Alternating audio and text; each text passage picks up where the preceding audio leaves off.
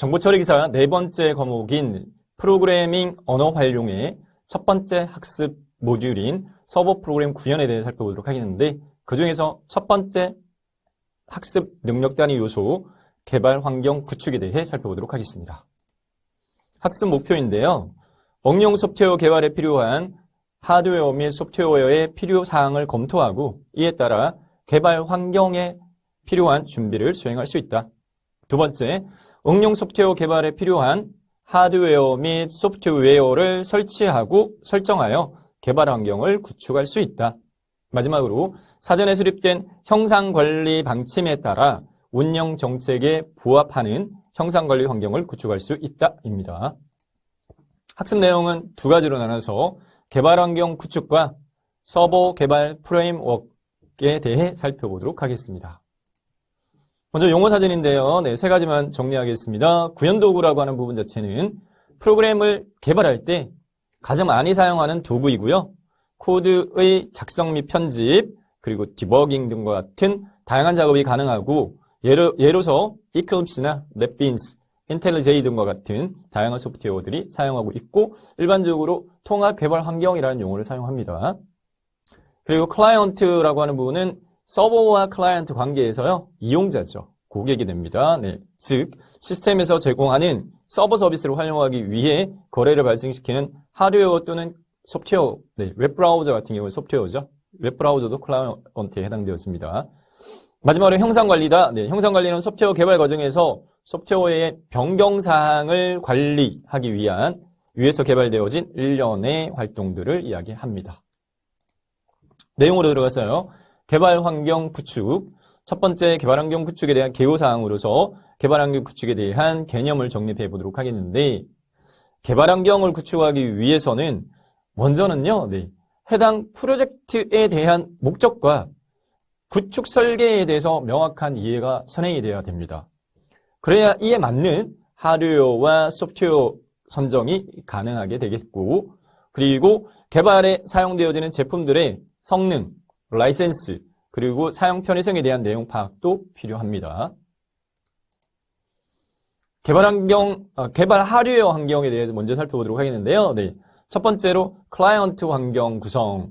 저희가 지금 현재 다루는 NCS 정보 처리에서는 개발 환경 구축을 서버와 클라이언트 환경으로 다루고 있습니다. 클라이언트 환경 구성에서는요, 서버 시스템, 서버라는 건 서비스를 제공하는 시스템을 이야기하는 거죠.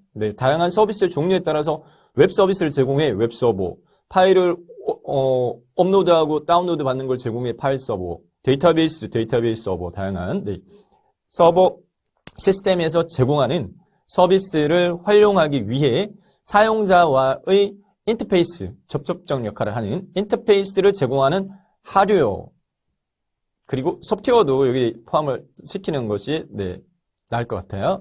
왜냐, 하드웨어적인 측면에서는 일반적으로 PC 또는 핸드폰이 그 역할을 하겠고, 거기서 이용하는 프로그램으로서는 주로는 이제 웹 서버의 웹 문서를 볼 때는 웹 브라우저를 주로 이용을 하죠. 또는 모바일 내에서도 보면은 해당 인터넷에 있는 자료를 이용할 때도 모바일 내의 인터넷 앱이라든지 그러한 것들을 이용을 할 수가 있겠습니다. 자, 서비스를 제공하는 서버의 개발 환경 관련해서 내용을 살펴보면요. 서버의 환경 구성은 제공하는 서비스가 웹 서비스다. 자, 이 웹 서비스 같은 경우에는 이제 약간 더 세분화시키면 일반적으로 이제 웹 문서를 그냥 일방적으로 전달하는 서비스를 제공하는 정적 서비스라고 이야기하는데요. HTML 문서 같은 경우에 그냥 이렇게 보여만 주는 서비스. 그러한 정적 서비스를 제공하는 게 웹 서버예요.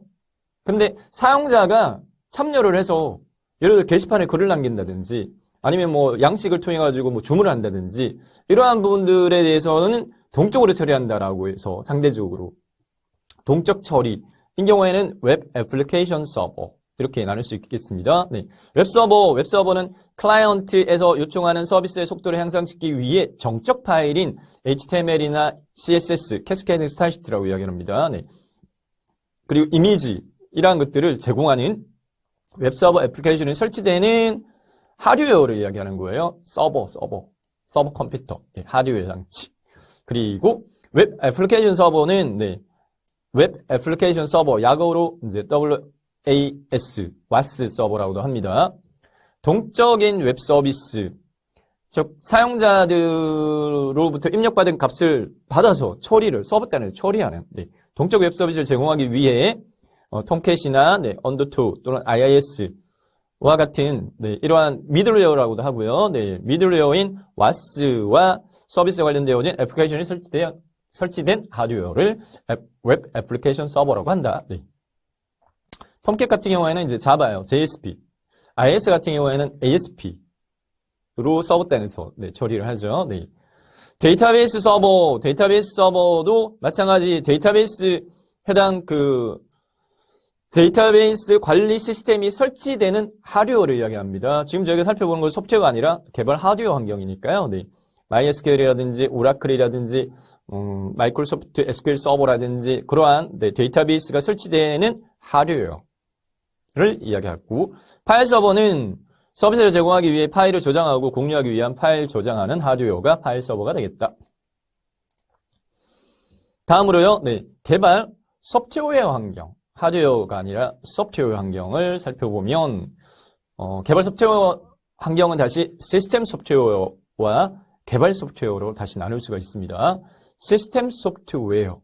종류로서요, 대표적인 게 운영체제가 있죠. 네, 구동 시스템, 오퍼레이팅 시스템, 컴퓨터를 동작시키는 네, 운영체제의 종류, 윈도우, 리눅스, 유닉스 또는 HPUX, 솔라리스, 뭐 AIX 등등 네, 시스템 소프트웨어 첫 번째 운영체제가 있겠고, 그 다음에 뭐 JVM이라든지 웹서버나 해당 WAS 같은 경우는 미들웨어라고 이야기를 하는데, JVM은 자바 버추얼 머신의 약어입니다. 네, 자바 가상 머신.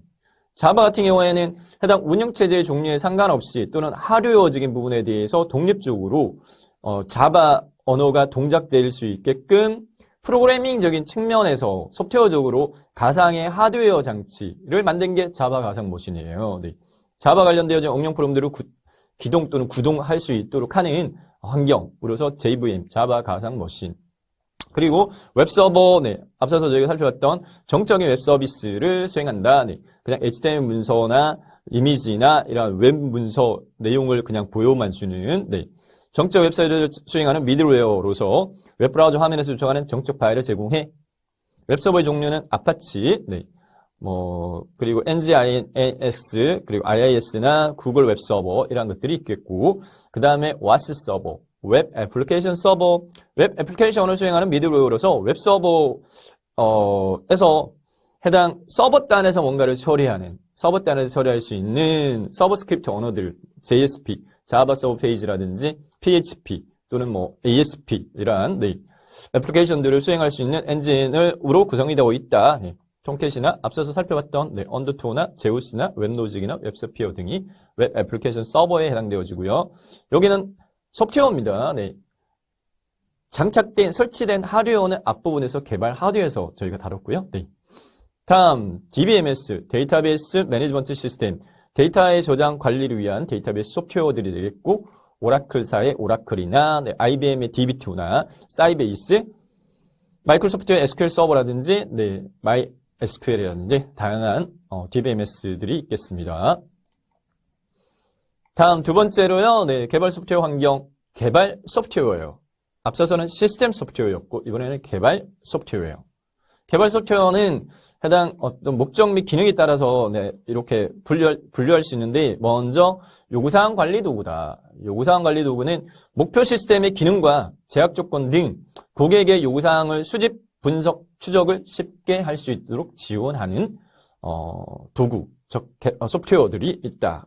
네, JP처라든지 레커짓, OSMRT 등등이 해당되어지겠고요. 그리고 설계와 모델링을 도와주는 소프트웨어 도구들, 기능을 논리적으로 결정하기 위해서 네, 통합 모델링 언어인 UML을 지원하고 데이터의 설계 지원 등 설계 및 모델링을 지원한 도구가 되겠고, 종류로서는 네, 아리고 UML이라든지 DB 디자이너라든지 스타 UML 등과 같은 소프트웨어들이 설계 모델링 도구에 해당되어지겠고, 세 번째 구현 도구다. 네, 문제 해결 방법을 하드웨어 언어를 통해서 구현 및 개발을 지원하는 도구로서 통합 개발 환경들입니다. 네. 자바 위주는 주로 이클립스를 많이 이용을 하고요. 네. 그리고 인텔리제이라든지 해당 비주얼 스튜디오라든지 뭐 C++ 이런 케이스 같은 경우에는 네, 이러한 네, 구현 도구가 있겠고, 다음 테스트 도구. 구현 및 개발된 모듈들에 대해서 요구사항에 적합하게 구현되어 있는지 테스트를 지원하는 도구로서 네, JUnit이나 CPP 유닛이나 네, JMeet, 스프링 테스트와 같은 소프트웨어가 테스트 도구이고요. 마지막으로 형상관리 도구. 산출물의 변경사항들요. 네, 버전별로 관리하여 목표 시스템의 품질 향상을 지원하는 도구. 대표적으로 세 가지. 시험에 자주 나오는 내용입니다. 네. 형상관리 도구가 아닌 거 골라. 이런 형태의 네. CSV, SVN, JIT 이란 예가 있습니다. 다음 개발 환경의 구축 순서에 대해서 살펴보도록 하겠는데요. 네. 개발 환경의 첫 번째 구축 순서는 목표 시스템의 환경 및 요구사항을 분석한다. 제안 요청서라든지 제안서나 사업 수행 계획서 또는 요구사항 정의서나 시스템 아키텍처, 애플리케이션 아키텍처 등 분석 및 설계 시 만들어진 산출물들을 분석을 해서 개발 환경을 준비하는 단계가 되겠고요. 목표 시스템 환경의 예로서는요. 일례로 이번에 우리가 구축할 대상 시스템은 인사관리 웹 애플리케이션 시스템이야. 목표 시스템을 이렇게 정리했고, 필요한 개발 언어들은, 사용될 개발 언어들은 Java, HTML5, CSS, Spring, jQuery, JavaScript, AJAX, 그 다음에 SQL 이런 것들이 사용되어질 거고, 개발 인원은 5명이, 개발 기간은 3개월 동안, 그리고 개발 하드웨어 사양은 이렇다라고 하는 네, 해당 목표 시스템의 환경을 정리를 하고요. 그 다음에 개발 언어 선정합니다. 네, 프로그래밍 언어요. 어떤 프로그래밍 언어를 사용할 것인가. 자, 개발 언어의 선정 기준이라고 해서 고려 항목 5가지가 있습니다. 5가지를 보면요. 먼저 적정성이다. 적정성은 대상 업무에 대한 성격, 즉 개발하고자 하는 시스템이나 응용 프로그램의 목적에 적합한가. 두 번째, 효율성. 프로그램의 효율성을 고려하자. 네, 나중에 저희가 이제 실기 파트에서 다룰 거고요. 네. 절차적 프로그래밍 언어라든지 객체 지향 프로그래밍 언어라든지 네, 이러한 부분에서 해당 보면 인베디드 쪽 같은 경우에는 무조건 객체 지향이 좋다라는 건 아니거든요. 내장형 하드웨어 쪽에서는 아직까지도 C 언어가 많이 사용이 되어져요. 네. 함수 위주로 동작적인 부분을 필요한 것만 뽑아가지고. 그러니까 이제 해당 목적에 맞는 시스템에 따라서 네, 프로그램의 효율성이 달라질 수 있습니다. 이식성이다. 네, 일반적인 PC 및 OS에 개발 환경이 설치 가능해야 해. 운영체제 종류에 따라서 지원되어지는 프로그래밍 랭귀지가 달라질 수 있죠. 네.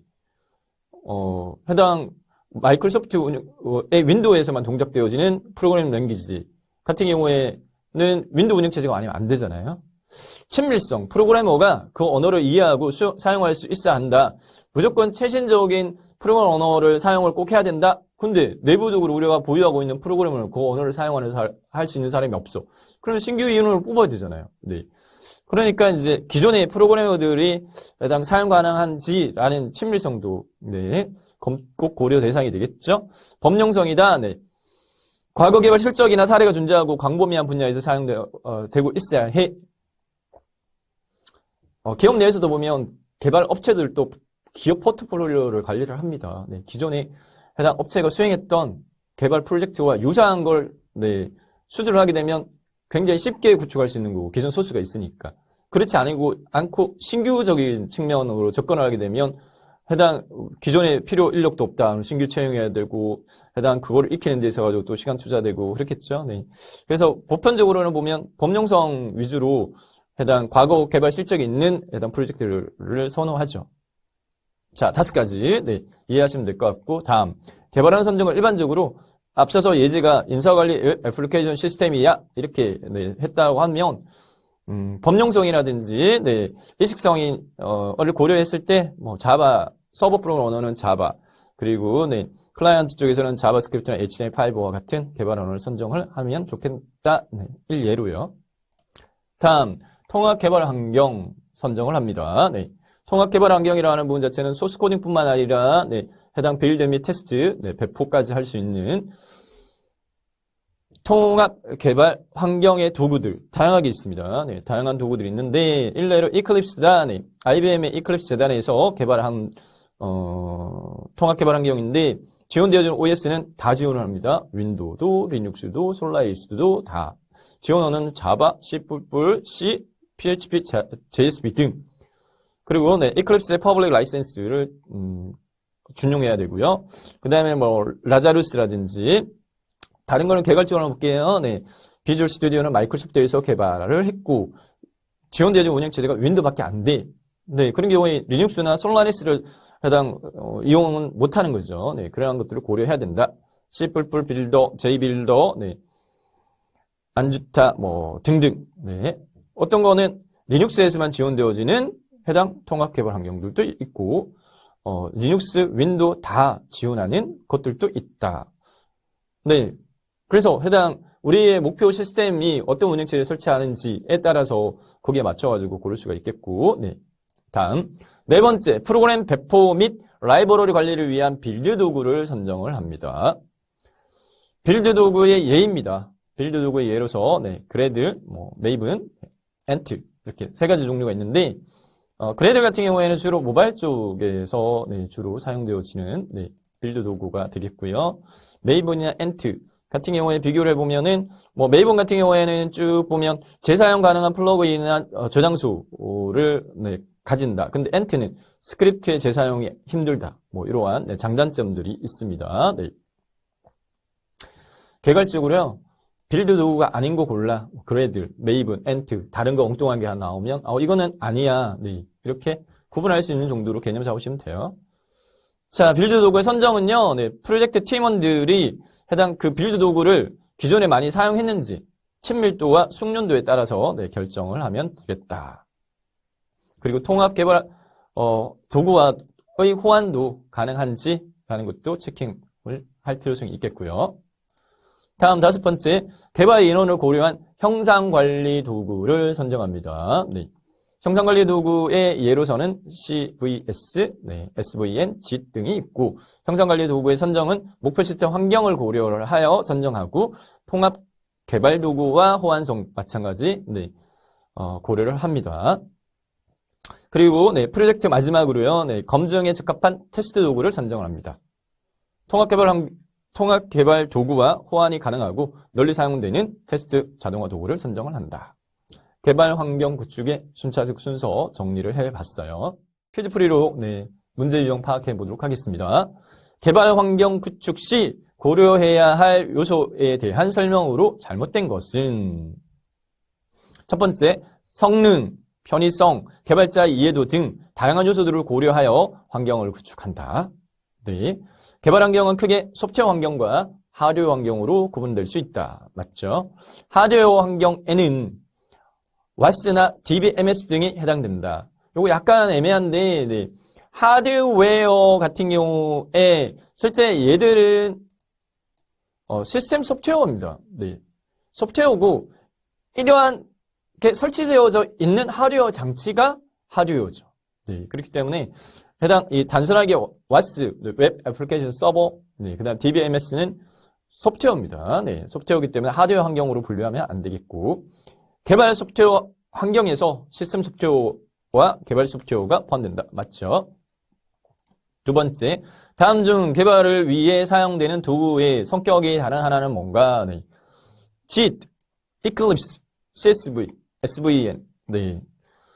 1, 3, 4는 형상관리 도구. 네. 이고요. 2번은 통합 개발 환경이죠. Eclipse. 그래서 성격이 틀린 것은 2번이 틀렸습니다. 다음 두 번째 파트로 서버 개발 프레임워크로 넘어가도록 하겠습니다. 먼저 개요적인 측면에서 서버 개발에 대한 개념은요. 네.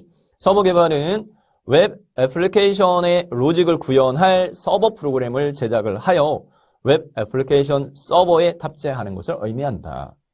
웹 애플리케이션 서버에 구현된 서버 프로그램은 웹 서버로부터 받은 요청을 처리하여 결과를 반환하는 역할을 수행하고 서버 개발에 사용되는 프로그램 언어의 종류들로서는 뭐 자바나 JSP, 자바스크립트나 네, 파이썬, PHP, 루비 등이 있다. 각 프로그램 언어에는 해당 언어로 서버 프로그램을 개발할 수 있도록 지원하는 프레임워크들이 각각 있다. 네, 그래서 뒤에 그 프로그램 언어별 프레임워크 종류 살펴보도록 하겠습니다. 프레임워크는 사전적 의미는 뼈대, 골조다. 네.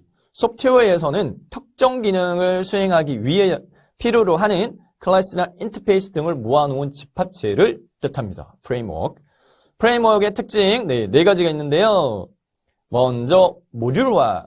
모듈화는 하나의 단위로 만든다는 거죠. 네. 캡슐화를 통해 모듈화를 강화하고 설계 및 구현의 변경에 따른 역량을 최소화하여 소프트웨어 품질을 향상시킬 수 있다. 네. 그리고 재사용성은 생산성을 높이기 위해서 기존에 만들어진 걸 다시 사용하는 거죠. 네. 재사용 가능한 모듈들을 제공함으로써 개발자의 생산성을 향상시킬 수 있다. 세 번째, 확장성이다. 네. 프레임워크는 다형성을 통해서 인터페이스 확장이 가능하여 다양한 형태와 기능을 가진 애플리케이션 개발이 가능하다. 마지막, 제어의 역흐름이라는 부분은 이게 무슨 말인가 해당 용어 자체에서 약간 이해가 안 되는데 내부적으로 살펴보면 프레임워크 코드가 전체 애플리케이션 처리 흐름을 제어하여 특정한 이벤트가 발생할 때 다형성을 통해서 애플리케이션을 확장한 메소드로 호출하면서 제어가 프레임워크로부터 애플리케이션 거꾸로 흐르게 된다. 쉽게 설명드릴게요. 내부적 처리가 아니라 외부의 영향을 받는다. 이렇게 보시면 돼요. 프레임워크는 외부 것도 이용을 하고 또 이용당하기도 하고 그렇습니다. 네. 그래서 제어의 역흐름 이렇게 프레임워크의 특징 4가지가 있습니다. 문제 내기 좋죠. 네. 프레임워크 특징에 해당되지 않는 거 골라. 이런 식으로 보기 항목 4개 사지선답형으로 객관식으로 문제는 나오니까. 다음, 개발 프레임워크에 대한 개념입니다. 서버 개발 프레임워크에 대한 개념입니다. 서버 프로그램 개발을 할 때, 서버 프로그램 개발 시 다양한 네트워크 설정, 요청 및 응답 처리, 아키텍처 모델 구현 등을 손쉽게 처리할 수 있도록 클래스나 인터페이스를 제공하는 소프트웨어를 이야기한다. 서버 개발 프레임워크에 따라서요, 지원하는 프로그래밍 랭귀지가요, 네, 제한적이기 때문에 선정할 수 있는 프레임워크도 제한적이다. 즉, 프로그래밍 언어별로요, 그 언어를 기반으로 만든 프레임워크가 다르다, 이 말입니다. 서버 개발 프레임워크는 대부분요, 공통적으로 모델, 뷰, 컨트롤러 같은 패턴을 기반으로 개발이 되어져 있다.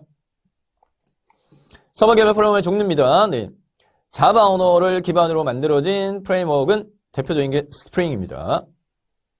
전자정보 표준 프레임워크의 기반 기술로도 현재 사용되어지고 있어요. 국내 전자정보 표준 프레임워크의 기반 기술로도 스프링이 사용되어지고 있고요. 그 다음에 Node.js는 자바스크립트 언어를 베이스로 기반으로 만들어진 프레임워크이다. 그리고 D장고, 파이썬 언어를 기반으로 만들어진 프로그래밍 언어이고요. 그리고 코드 이지터는 PHP 언어를 기반으로 만들어진 프레임워크이고, 그리고 러비 프로그래밍 언어를 기반으로 만드는 프레임워크이 레일스입니다. 해당 언어와 이 프레임워크 약간 매칭해서요, 섞었을 때 이게 올바라, 이게 틀렸어 이렇게 구분할 수 있는 정도로 학습해 주시면 좋을 것 같아요. 자, 퀴즈로 서버 개발 프레임워크 문제 유형 살펴보겠습니다. 서버 개발 프레임워크에 대한 설명으로 틀린 것은 개념 문제죠. 주로 모델, 뷰, 컨트롤러 패턴을 기반으로 개발되었다. 방금 전에 살펴봤죠. 네, 맞고. 서버 개발 프레임워크는 생산성에 큰 영향을 주지는 않는다. 자, 프레임워크를 사용하는 목적 지지는 생산성을 높이기 위해서 사용을 하는 부분이죠. 네, 그래서 이 설명이 틀린 설명입니다. 생산성에 영향을 줍니다. 보다 쉽게 효율적으로 할 수 있게끔. 서버 프로그램 개발할 때 사용할 수 있는 다양한 클래스 및 인터페이스들의 집합체를 의미하고 네트워크 설정이나 요청 및 응답 처리, 아키텍처 모델 등 다양한 모듈을 제공을 한다. 그렇기 때문에 생산성을 더 높일 수 있다. 이 말이죠. 쉽게 더 개발할 수 있게끔. 두 번째, 다형성이라는 부분은 우리가 객체지향 프로그래밍 언어에서 해당 동작 메소드 자체가 다양한 형태로 똑같은 동일한 이름이 있지만 동작될 수 있게끔 지원하는 게 다형성이었습니다. 오픈, 열어라 라고 했을 때 동작이 미다지로 열 수도 있고 이렇게 여다지로 열 수도 있고 다양하겠죠. 그죠? 동작적인 부분 자체가. 다형성을 통해 인터페이스의 확장이 가능하여 다양한 형태의 기능을 가진 애플리케이션 개발이 가능한 프레임워크 특성은 뭐야? 프레임워크 특성 4가지 살펴봤잖아요. 네. 모듈화. 네, 이 4가지죠. 재사용성, 확장성, 제어의 역흐름에서, 네. 문제 자체에 보면 키포인트가 이 확장이잖아요. 확장이 가나로 해서 이렇게 돼 있으니까, 네, 확장성을 이야기합니다. extensibility. 네. 정답은 3번입니다. 다음. 모의평가 문제 5문제로 정리하겠습니다. 개발환경 구축과 관련한 설명 중에 올바르지 않은 것은 첫 번째, 해당 프로젝트의 목적과 구축 설계에 대한 명확한 이해가 먼저 필요하죠. 네, 선행적으로. 그리고 목적에 부합하는 하드웨어, 소프트웨어 선정이 이루어져야 돼. 네, 맞게끔 목적에 맞는 하드웨어 및 소프트웨어 선정. 개발에 사용되는 제품들의 성능과 라이센스, 사용 편의성에 대한 내용 파악도 필요하겠죠. 네. 개발 인력과 비용에 관련되어진 명세서 작성은 개발환경 구축 단계에서 필요하지는 않습니다. 4번이 틀렸고요.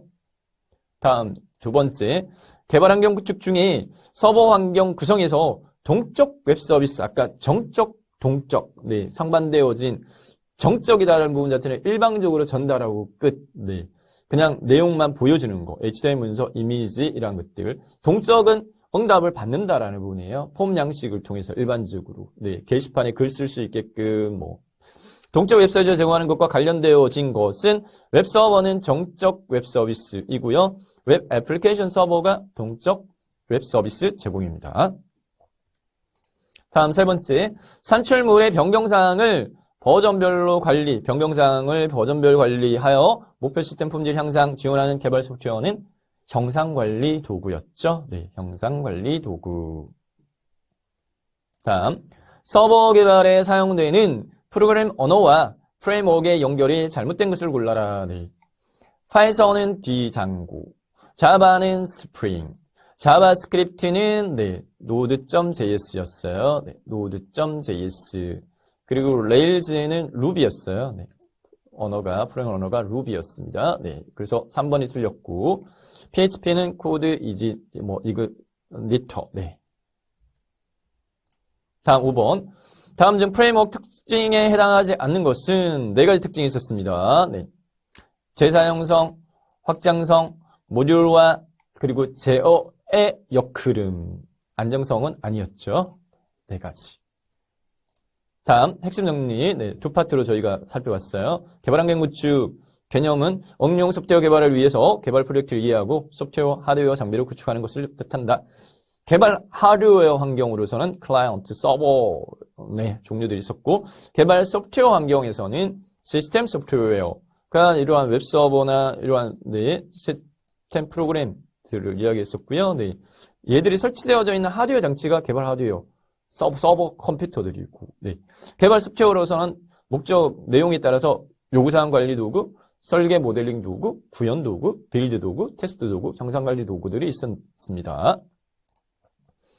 마지막으로 서버 개발 프레임워크에 대한 네, 핵심 내용은 서버 프로그램 개발할 때 다양한 네트워크 설정, 요청 및 응답 처리, 아키텍처 모델 구현 등을 손쉽게 처리할 수 있도록 클래스나 인터페이스를 모아놓은 소프트웨어 집합체가 서버 개발 프레임워크였고요. 서버 개발 프레임워크 종류로서는요, 네, 프로그램 언어에 별로, 네, 스프링, node.js, 디장고, 코드, 네, 이그지터, 네, 그 다음에 뭐 레이즈 이러한 것들이 있었습니다.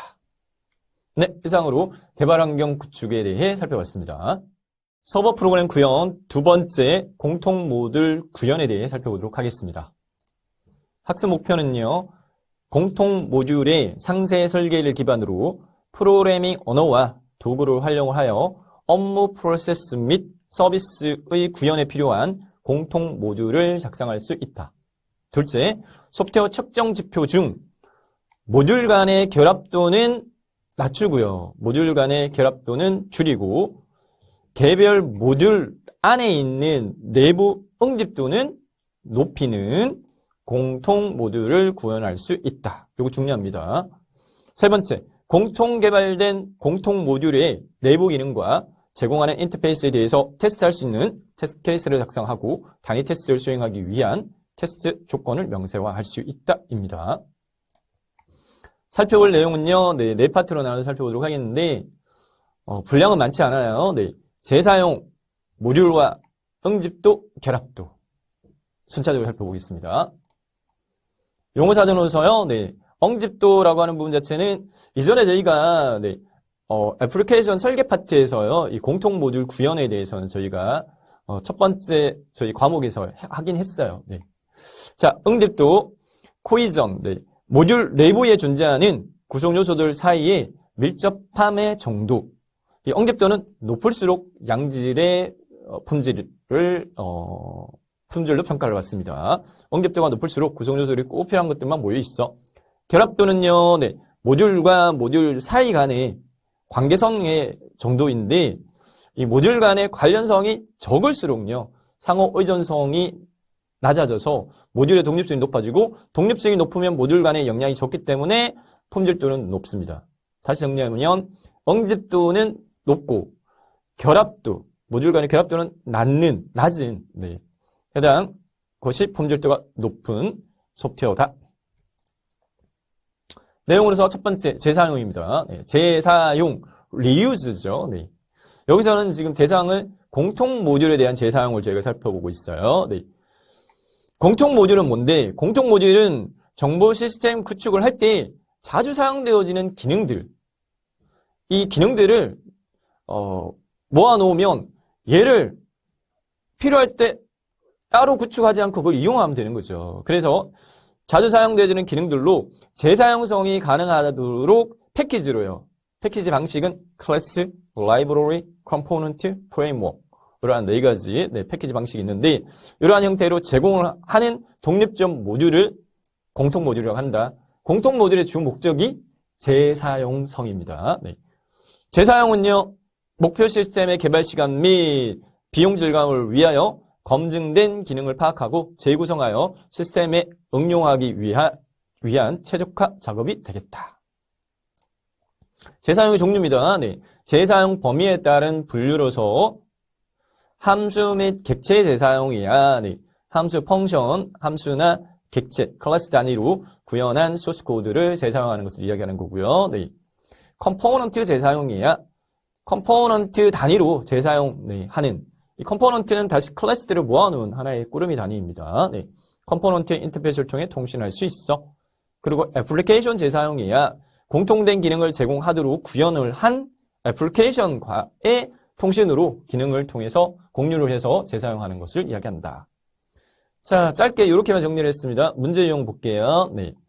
소프트웨어 재사용에 대한 설명으로 거리가 먼 것은, 틀린 것은 개념 문제인데 새로운 개발 방법론의 도입이 어려워질 수 있어. 그렇겠죠. 네. 굳이 새로 개발하지 않고 기존 거 이용하는 거니까. 네. 새로운 개발 방법론의 도입이 어려워질 수 있다. 네. 두 번째, 소프트웨어의 개발에 대한 생산성은 향상된다. 이 생산성이라고 하는 부분 자체는 해당 비용을 줄이면서 결과치를 만들어낼 수 있는 거. 네. 그러니까 기존에 만들어낸 거 이용하니까, 재사용하니까 생산성은 높아지겠죠. 시스템 명세나 설계나 코드 등의 문서의 공유도가 증가할 수 있다. 그런데 프로젝트 실패의 위험성이 증가한다. 이게 틀렸습니다. 네. 자, 기존에 검증된 거를 저희가 다시 이용하는 거니까 해당 실패의 위험도는 낮아지겠죠. 재사용을 하게 되면. 두 번째, 소프트웨어 재사용에 대한 장점이 아닌 건 뭘까? 개념 문제입니다. 네. 개발 시간 및 비용을 감소시킬 수 있다. 그렇겠죠. 미리 만들어져 있는 걸 이용하는 거니까. 소프트웨어 품질을 향상시킨다. 그렇겠죠. 검증되어진 거니까. 생산성이 증가돼. 맞죠. 네. 고급 프로그래머의 배출이 용이하다. 오히려 이게 역효과가 될 수 있어요. 네. 새로운 걸 안 만들어내니까 기존에 있는 거를 그냥 이용만 할 수 있으면 굳이 고급 인력의 필요는 없겠죠. 네. 그래서 고급 인력 배출이 용이하다. 오히려 고급 인력 배출을 낮출 수 있다. 네. 많이 배출 못하게 할 수 있는 역효과가 있겠다. 네. 다음 모듈화입니다. 모듈화의 개념입니다. 네. 모듈화는 자, 일반적으로 우리가 어떤 문제를 접했어요. 해결해야 될 문제. 그 문제를 큰 덩어리로 이렇게 보면 머리 아프죠. 그러니까 하나하나 내가 할 수 있는 거 이렇게 쪼개가지고 문제 해결해 나가잖아요. 즉 해결하기 어려운 큰 문제를 만나게 되면 작은 단위로 쪼개어서 하나하나씩 해결해 가는 것처럼 소프트웨어 개발도 실제로 개발할 수 있는 작은 단위로 나누어 가는데 그게 바로 모듈화이다. 모듈화를 하게 되면 얻을 수 있는 장점은 분할과 정복, divide and conquer 이렇게 돼 있는데 분할, 나눈다는 말이에요. 나눠가 하나하나씩 해결해 나간다. 분할과 정복의 원리를 적용을 시킴으로써 복잡도를 낮출 수 있고 그리고 문제를 이해하기 쉽게 만들고 변경하기 쉽고 변경에 의한 영향도 적게 할 수 있고 유지보수도 용이하고 프로그램을 효율적으로 관리할 수 있고 오류의 파괴 효과를 낮출 수 있고 설계 및 코드를 재사용할 수 있겠다. 장점입니다. 자, 이 모듈화가 제대로 잘 됐는지 안 됐는지에 대한 측정의 기준으로서 응집도와 결합도를 고려합니다. 자, 응집도는 개념 정리했던 것처럼 인터페이스의 요청을 처리함에 있어서 모듈 안에 내부 구성 요소들 간에 유기적 협업하여 처리하는가, 어느 정도 유기적으로 얼마나 협업해서 처리하는가를 뜻하는데 응집도는 높은 게 모듈화가 잘 됐다. 이렇게 측정할 수 있겠고 결합도는요, 커플링, 어떤 모듈과 다른 모듈 간의 연관 관련성인데 독립성을 높이는 것이 품질도가 높은 거예요. 근데 결합도는 오히려 낮아야지 좋다. 자, 학습한 내용 간단한데 모듈화 문제 한번 풀어보겠습니다. 효과적인 모듈화 설계 방법으로 거리가 먼 것은 첫 번째, 커플링은 강하게, 커플링이 뭐였어요? 결합도. 코이즈는 응집도. 이렇게 영어로 물을 수 있기 때문에 영어로도 뜻을 알아두시는 게 필요합니다. 커플링은 강하게, 코이즈는 약하게 설계한다. 이게 틀렸어요. 결합도는 낮추고 응집도는 높여라. 이렇게 했죠. 결합도가 커플링이고 코이즈는 응집도니까 커플링을 약하게, 코이즈를 강하게 설계한다가 맞습니다. 그래서 틀린 것은 1번입니다. 복잡도라든지 리던던시라든지 이러한 것들은 줄일 수 있도록 하고 메인터넌스, 유지 보수가 용이하도록 설계하고 모듈의 크기는 시스템의 전반적인 크기, 기능과 구조를 이해하기 쉬운 크기로 설계한다. 다음 세 번째, 응집도입니다. 코이즌. 응집도는 공통 모듈 내 클래스들이 외부 기능을 수행함에 있어서 얼마나 서로 내부적으로 클래스들끼리 서로 연계하여 협동해서 수행하는지를 나타내는 정도가 되겠다. 왼쪽이 응집도가 낮은 거예요. 여기서는 각각이 서로 클래스들 간에 서로 간에 이렇게 하는 협업적인 부분이 약하고 오른쪽은요, 모듈 내 응집도 높은 케이스예요. 보면은 클래스들 간에 또는 인터페이스와 해당 상호 간에 해당 연계성이 높죠. 자, 응집도의 유형과 품질입니다. 응집도의 유형은 총 7가지가 있습니다. 자, 이 7가지를 응집도가 낮은 수준에서 높은 수준으로 나열한 것 중에 올바른 거 골라. 이렇게 문제를 냈을 때 풀 수 있어야 됩니다. 그렇기 때문에 얘는요, 조금 팁을 갖고 암기하는 방법이 중요한데 제가 그냥 이렇게 쉽게 암기할 수 있는 문장을 하나 만들어 봤어요. 우선 7개의 종류는 기능적 응집도, 순차적 응집도, 통신적 응집도, 절차적 응집도, 시간적 응집도, 논리적 응집도, 우연적 응집도입니다.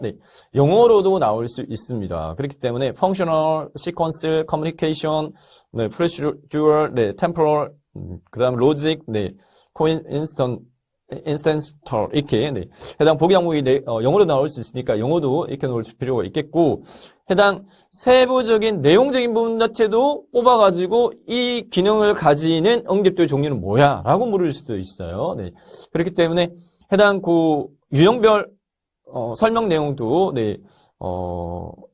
살펴볼게요. 기능적 응집도는 모듈 내부에 주 키포인트가 있어요. 기능적 응집도는 기능이라는 단어가 들어가 있으면 기능적 응집도 이렇게 구분할 수는 있을 겁니다.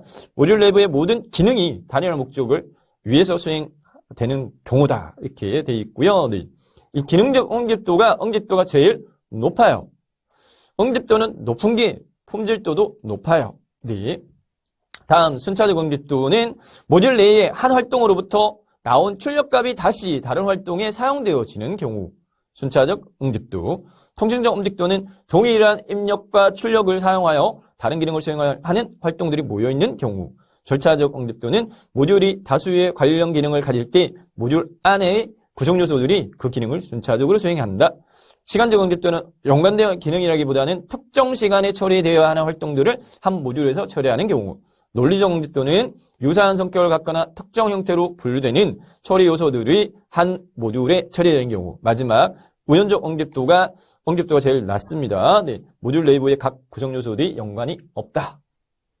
문장을 하나 만들어 봤는데요. 네, 해당 응집도는 기능이 순차적으로 통신이 되어져야 절차적 시간이 논리적이 되고 우연적이지 않다. 이렇게 제가 문장을 하나 만들어 봤는데, 네. 본인만의 이 문장보다도 더 쉽게 암기할 수 있는 문장이 있으면 문장을 하나 이렇게 만들어 가지고요. 네. 얘를 어렵게 기억하지 마시고 문장 단위별로 이렇게 응용하셔가지고 풀이하시면 좋을 것 같아요. 그래서 네, 추천드리는 문장입니다. 기능은 순차적으로 통신해야 돼. 네, 순서에 맞게 이렇게 통신을 하면 절차를 따질 때 네, 그 시간 자체를 논리적으로 해서 네, 일단 그 우연성을 낮출 수 있어. 이렇게 기억하시면 좋을 것 같아요. 다음 응집도에 대한 퀴즈입니다. 네. 한 모듈 내의 각 구성 요소들이 공통의 목적을 달성하기 위하여 서로 얼마나 관련이 있는지 기능적 연관을 나타내는 건 뭔데? 개념 문제죠. 네. 코이즘, 네. 응집도를 뜻합니다. 그래서 영어로도 이렇게 네. 익혀 놓으셔야 돼요. 커플링이 결합도죠. 네. 두 번째, 모듈의 응집도에 대한 설명으로 틀린 것은 모듈의 응집도란 모듈 안의 요소들이 서로 관련되어 있는 정도를 말해. 맞죠? 기능적 응집도는 한 모듈 내부의 한 기능 요소에 의한 출력 자료가 다음 기능 요소의 입력 자료로 제공되어지는 형태야. 기능적 응집도는 해당 그 기능이 한 단위로 처리된다라고 했었고, 요 내부 설명, 뒤에 있는 설명은 얘는 순차적 응집도를 설명하고 있습니다. 네. 한 모듈 내의 기능 요소에 대한 출력이 다음 기능 요소 입력대로 사용되어져 네, 순차적 응집도, 시퀀스 네, 코이즌을 이야기합니다. 얘기가 틀렸고요. 교환적 응집도, 커뮤니케이션 네, 코이즌은 동일한 입력과 출력을 사용하는 소 작업들이 모인 모듈에서 볼 수 있다. 논리적 응집도는 유사한 성격을 갖거나 특정 형태로 분류되는 처리 요소들로 하나의 모듈이 형성되는 경우다. 네, 이렇게 정리하면 되겠습니다. 마지막으로요, 네, 결합도, 커플링에 대해 살펴보도록 하겠는데, 프로세스를 처리함에 있어서 각각의 모듈들 간에 서로 얼마나 연계되어 있는가, 관련이 있는가를 나타내는 정도다. 공통 모듈이 어떠한 인터페이스 처리를 함에 있어서 다른 공통 모듈을 호출하는 경우가 많아. 그 경우는 모듈 간의 결합도가 높다라고 볼 수 있고, 다른 공통 모듈 간 호출이 거의 없어. 그런 경우에는 공통 모듈의 결합도는 낮다라고 볼 수 있는데, 어느 게 좋은가? 얘가 좋습니다. 네. 결합도는 낮은 게 독립성을 더 높일 수 있으니까, 네. 결합도도 마찬가지 유형과 유형별 품질, 응집도와 마찬가지로 얘를 좀 암기할 필요성이 있어요. 응집도는 총 7개였는데, 결합도는 6개입니다. 네, 유형이. 내용 결합도, 컨텐트. 공통 결합도, 커먼. 외부 결합도, 익스터널. 제어 결합도, 컨트롤. 스탬프 결합도, 스탬프. 자료 결합도, 데이터. 이렇게 네, 6가지가 있는데, 어느 게 결합도가 높다? 위에 있는 게 결합도가 높아요. 그러니까 내용 결합도가 제일 높은 거고요. 네, 품질도는요, 오히려 얘가 낮아요. 네. 내용 결합도가 높은 거는 품질도는 낮은 겁니다. 내용 결합도는 다른 모듈 내부에 있는 변수나 기능을, 다른 모듈에 있는 변수나 기능을 다른 모듈에서 사용을 하는 경우를 뜻합니다. 공통 결합도는 파라미터가 아닌 모듈 밖에 선언되어 있는 전역 변수를 참조하고 전역 변수를 갱신하는 식으로 상호작용이 있다. 네.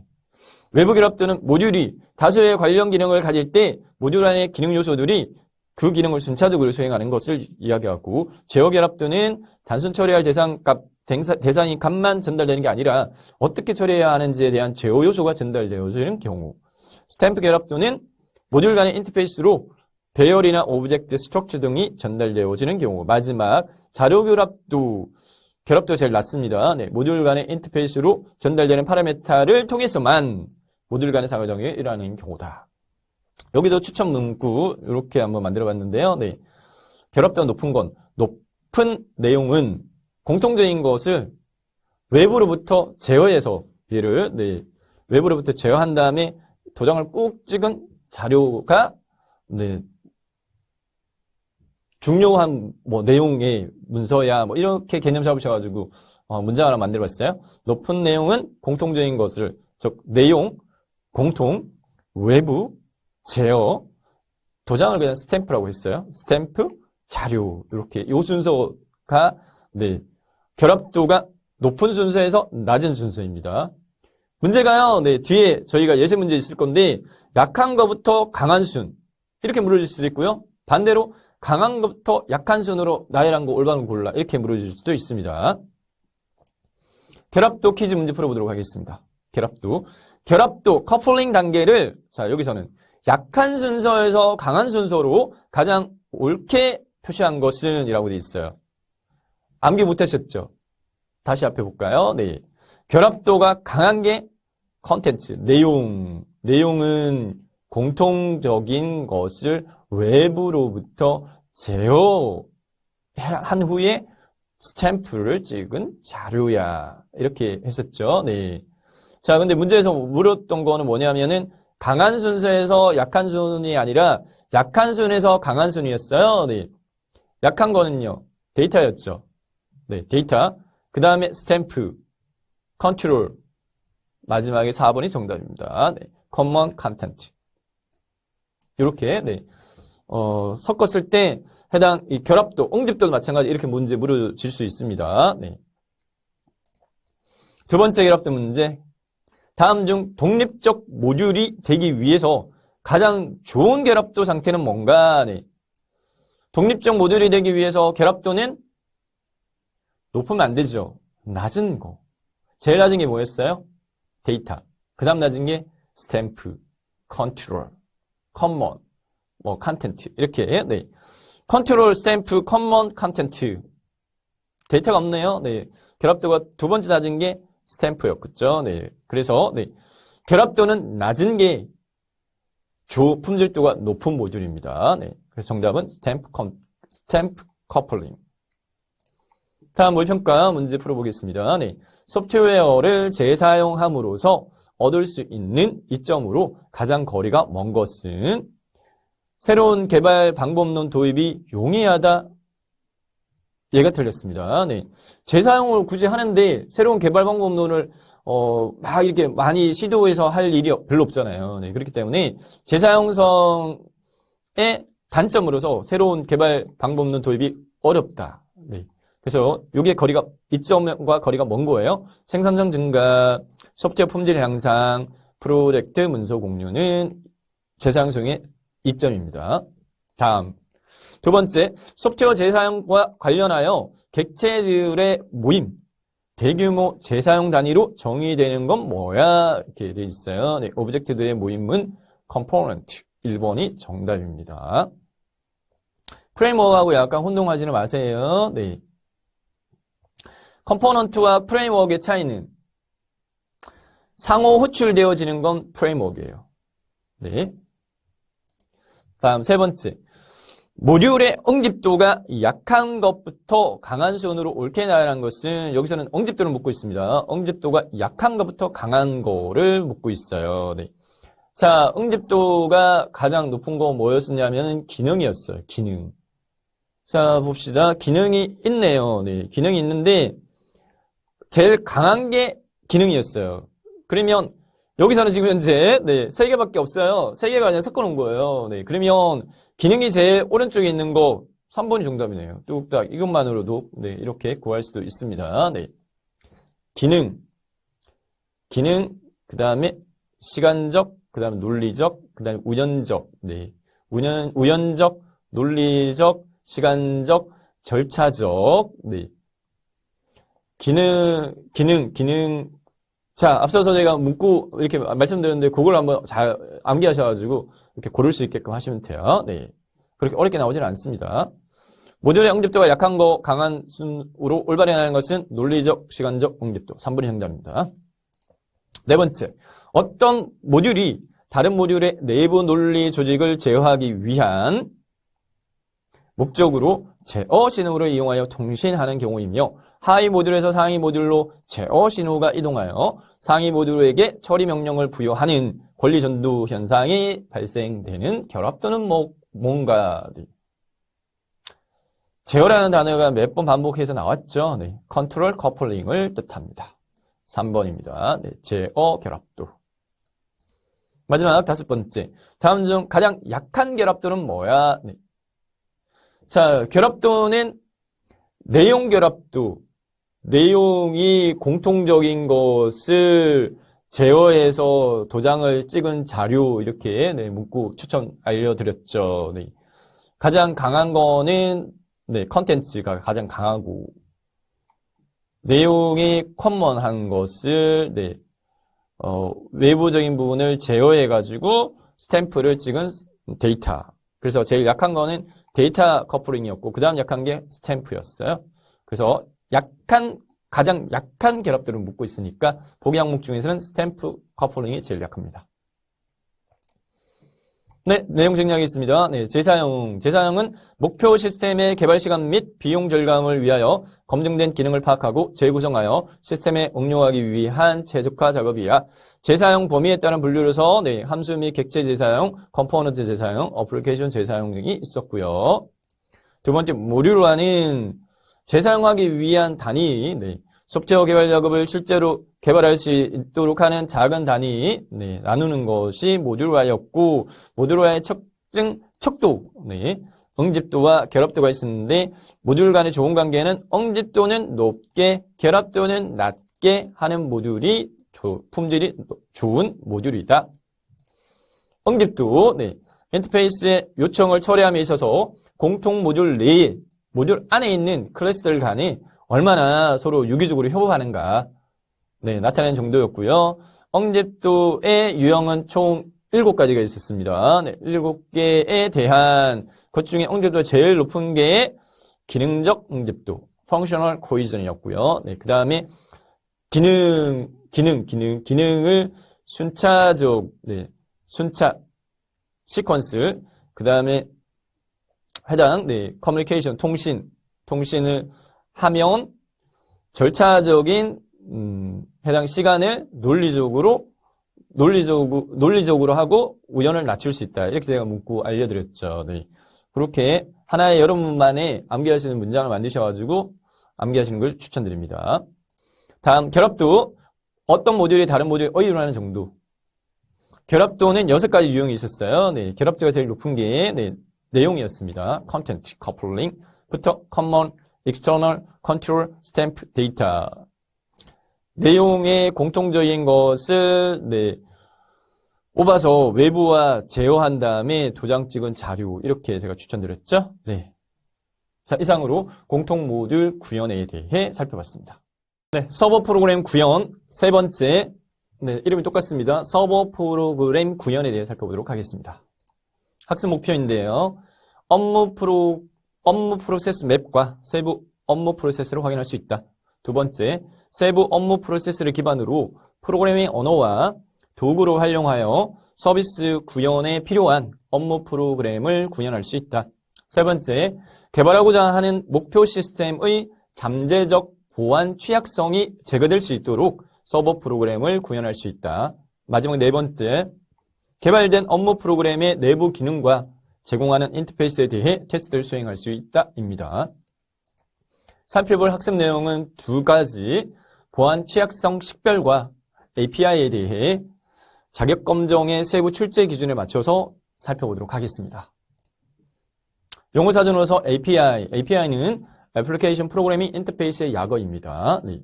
응용 프로그램 개발할 때 운영체제나 프로그램 언어 등에 있는 라이브러리를 이용할 수 있도록 규칙 등을 정해 놓은 인터페이스를 이야기합니다.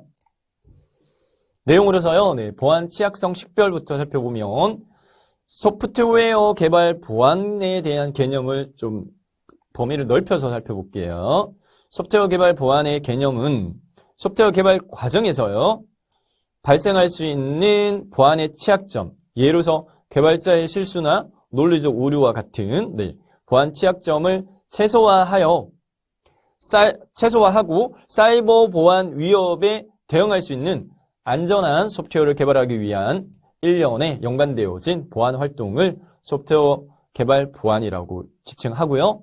소프트웨어 개발 보안의 목표는요. 데이터에 대한 기밀성, confidentiality, 기밀성이라는 것은 비밀성이라고 이야기하는 부분입니다. 네. 해당 권한이 있는 사람만 볼 수 있게끔, 무결성이라고 하는 부분 자체는 권한이 있는 사람만 수정할 수 있게끔, 가용성이라고 하는 부분 자체는 권한이 있는 사람만 이용할 수 있게끔, 네, 이 세 가지, 네. 기밀성, 무결성, 가용성 유지를 목표로 합니다. 정부에서 제공하는 소프트웨어 개발 가이드를 참고하여 소프트웨어 개발 과정에서 점검해야 할 보안 항목들을 점검할 수 있는데, 세부적인, 네, 정부에서, 행자부에서, 행정자치부에서 제시한 소프트웨어 개발 보안 가이드 구성 7가지 보안 점검 항목 살펴보도록 하겠습니다. 첫 번째, 입력 데이터 검증 및 표현. 우선 7가지 종류부터 볼까요? 입력 데이터 검증 및 표현, 보안 기능, 시간 및 상태, 에러 처리, 그리고 코드 오류, 캡슐화, API 오용, 이렇게 7가지입니다. 입력 데이터 검증 및 표현은요, 프로그램 입력값에 대한 검증 누락 또는 부적절한 검증, 그리고 데이터의 잘못된 형식 지정으로 인해서 발생할 수 있는 보안 약점을 이야기를 하고요. 네. 여기에 해당되어지는 예로서는 이제 SQL 삽입이나 자원 삽입이나 크로스 사이트 스크립트, 크로스 사이트라는 것은 웹사이트 간에 해당 스크립트를 실행시킬 수 있게끔 하는 부분은 보안 취약사항입니다. 네. 그래서 일반적으로 게시판에 해당 파일 첨부를 올릴 때 PHP로 작성되어진 웹사이트인 경우에는 첨부 파일을 PHP 파일을 못 올리게 막아야 돼요. 그렇지 않으면 이제 해당 서버 내의 파일들을 처리할 수 있는 해당 소스를 이용을 해가지고 조작해 버릴 수 있거든요. 네. 그래서 크로스 사이트 스크립트이란 것들이 입력 데이터 검증 및 표현에 해당되어지는 약점들이고요. 그리고 보안 기능은 인증, 접근 제어, 기밀성, 암호화, 권한 관리 등 적절하지 않게 구현 시 발생할 수 있는 보안 약점이 되겠다. 네. 부적절한 인가라든지 중요 문서에 대한 평문 저장, 네. 중요 문서를 암호화해서 저장해야 되겠죠. 등이 있겠고, 시간 및 상태의 설명 문구에서는 시간적인 설명 용어가 나와요. 동시 또는 그의 동시 수행을 지원하는 병렬 시스템, 하나 이상의 프로세스가 동작하는 환경에서 시간 및 상태를 부적절하게 관리하여 발생할 수 있는 보안 약점이 되는데, 예로서는 경쟁 조건이나 제어문을 사용하지 않는 재개 함수, 무한 무한 루프가 돼버리겠죠. 계속 멈추지 않고 실행되게끔 그렇게 될 수 있겠다라는 거고요. 네. 에러 처리다. 네. 에러를 처리하지 않거나 에러가 있는데 에러를 처리 안 했다든지 불충분하게 처리를 해서 에러 정보에 대한 중요 정보가 포함될 때 발생할 수 있는 보안 취약으로서요. 네. 취약한 패스워드 요구 조건이라든지 오류 메시지 등을 통해 정보가 노출될 수 있는 것을 이야기합니다. 5번째, 코드 오류라고 하는 보안 점검 항목은 타입 변환 오류, 메모리 자원 등 부적절한 반환 등과 같이 개발자가 범할 수 있는 코딩 상에서의 오류 인해서 유발되는 보안 약점인데, 널 포인트에 대한 역참조라 부적절한 자원 해제 등이 해당되어지고요. 그리고 6번째, 캡슐화, 중요 데이터를 꾸러미로 묶는 거죠. 네. 중요 데이터 또는 기능성을 불충분하게 캡슐화를 하게 되면 인가되지 않는 사용자한테 데이터가 노출될 수 있는 가능성이 있는 보안 약점을 이야기하는 거고, 제거되지 않은 디버그 코드나 시스템 데이터 정보 노출과 같은 것이 예가 되겠습니다. 마지막으로 API 오용이라고 하는 부분 자체는 의도되어진 사용에 반하는 방법으로 API를 사용하거나 보안에 취약한 API를 사용을 해서 발생할 수 있는 보안 약점입니다. 네. 일례로 DNS 룩업, 도메인 네임 서버 룩업에 의존한 보안 결정이나 널 매개 변수 미조사 등 이러한 것들이 해당되어지겠습니다.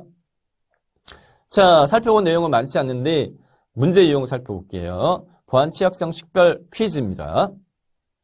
소프트웨어 개발 보안 방금 저희가 살펴봤던 게 소프트웨어 개발 가이드였는데, 이게 소프트웨어 개발 보안 점검 항목입니다. 7개에 대한 설명으로 옳지 않은 거. 첫 번째, 보안 기능은 프로그램 입력값에 대한 검증 누락 또는 부적절한 검증, 데이터의 잘못된 형식, 지정으로 인해 발생할 수 있는 보안 약점이야. 이게 틀렸어요. 네, 빠르게 우리가 살펴봤기 때문에 자, 설명 문구는 뭘 이야기하느냐면 입력 데이터 검증 및 표현 유형에 해당하는 설명 문구예요. 프로그램 입력값에 대한 검증 누락 또는 부적절한 검증, 그리고 데이터에 입력된 형식, 잘못된 입력 형식으로 인해 발생할 수 있는 보안 약점이야. 이게 뭐다?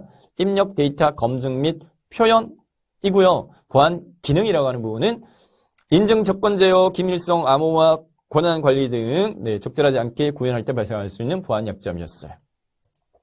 그래서 설명이 올바르지 않은 거는 1번입니다. 네, 1번의 설명은 보안 기능에 대한 설명이 아니고 네, 입력 데이터 검증 및 표현에 대한 설명이었어요.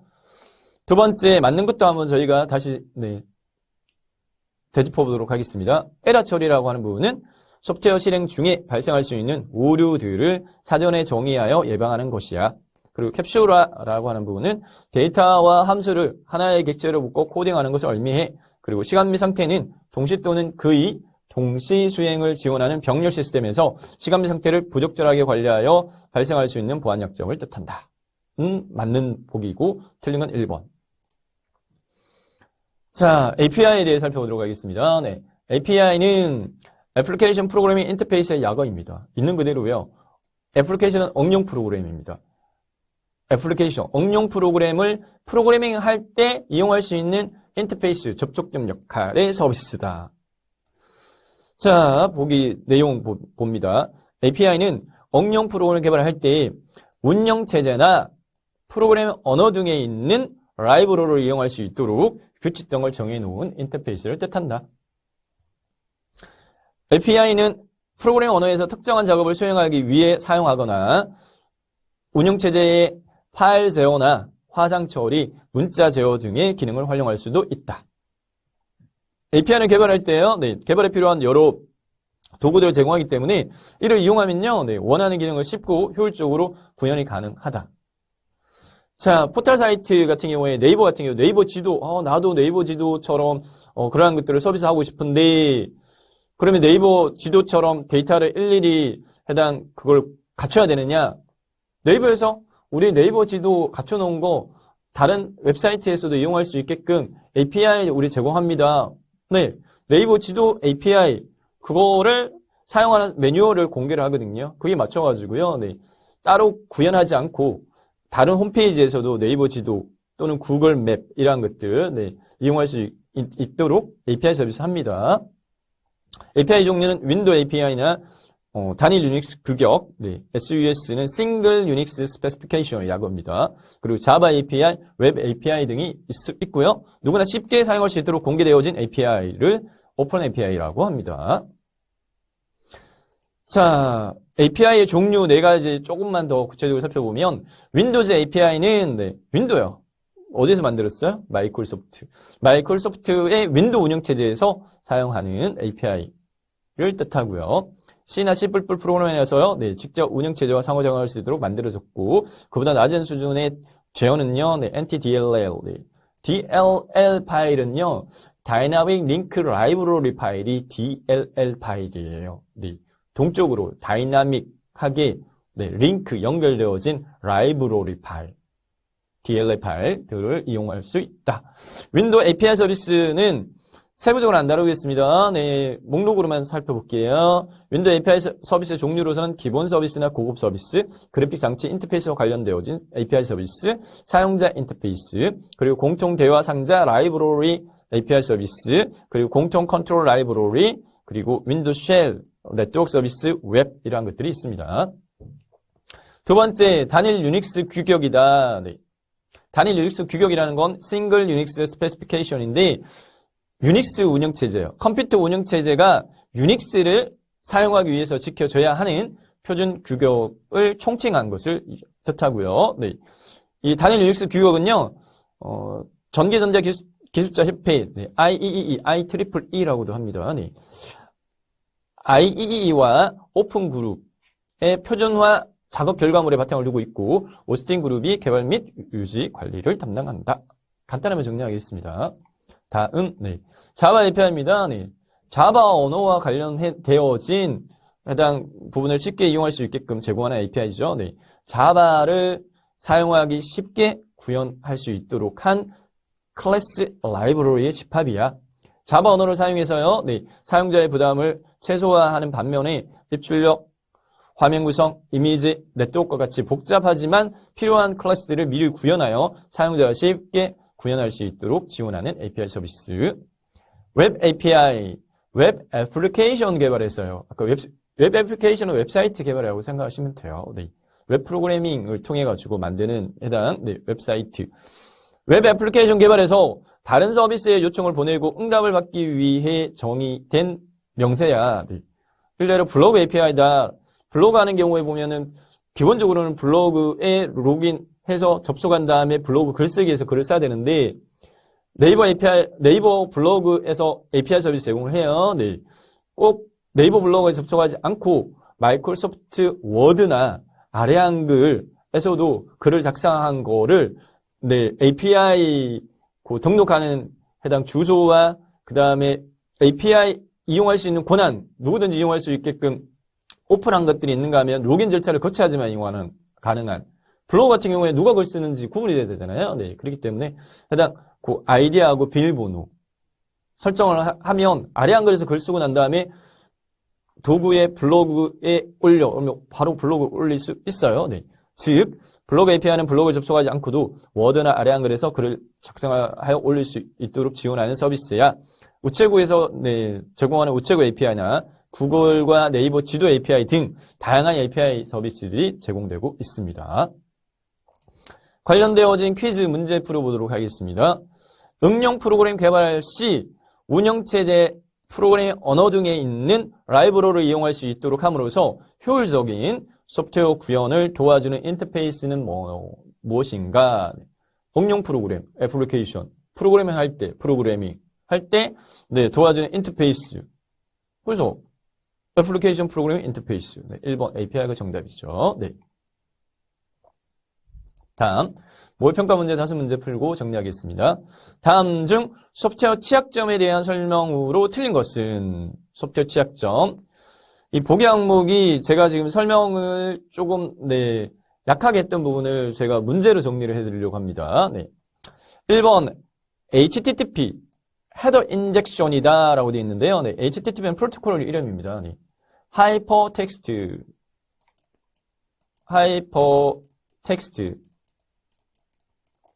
트랜스퍼 프로토콜, 전송 프로토콜. 프로토콜은 통신 규약입니다. 네. 전달하는 내용물에 따라서요, 이 내용물은 이렇게 전송하자, 주고받자라고 정해놓은 약속 체계라고 보시면 돼요. 네. 하이퍼텍스트 문서들을 주고받을 때 지켜야 하는 통신 규약. 그게 HTTP예요. 네. HTTP 헤더 인젝션은 HTTP 헤드 정보에다가 뭔가를 포함시킨다는 말이에요. 네. 공격자가 리스판스다. 네. 리퀘스트 객체가 있고 리스판스가 있어요. 리퀘스트는 사용자로부터 받아들이는 거고요. 리스판스는 서버에서 사용자한테 보내는 거예요. HTTP 헤드 인젝션은 공격자가 리스판스 헤더 필더에 계획 문자 등을 삽입함으로써 임의의 리스판스 헤드 필더나 바디를 추가하는 수동적 공격이다 라고 되어 있는데 이 보기 항목은 맞는 설명입니다. 다음, 웹 애플리케이션에서는 사이트 간의 스크립팅, 아까 말씀드렸죠. 네. 해당 다른 그 홈페이지의 게시판에 예를 들어서 프로그램 언어가 JSP로 되어 있어요. 그럼 JS 파일을 첨부를 허용하면 해당 서버의 디렉토리나 파일을 컨트롤하는 그러한 부분을 프로그램에 넣어가지고 파일 첨부가 그걸 실행시켜 버릴 수도 있거든요. 네, 그럼 보안 취약한 부분입니다.